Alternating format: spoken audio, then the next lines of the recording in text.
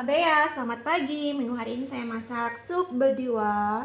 Sup bedua. Ini tidak ada sambalnya ya, jadi untuk orang dewasa dan juga untuk anak kecil ya.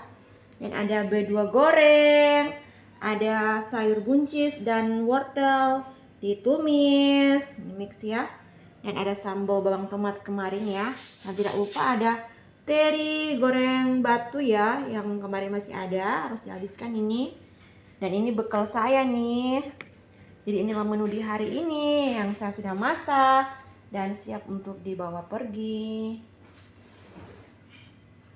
Oke. Ya inilah menunya ya. Sup bedua sama bedua goreng sama sayur tumis buncis wortel. Wow. Oke.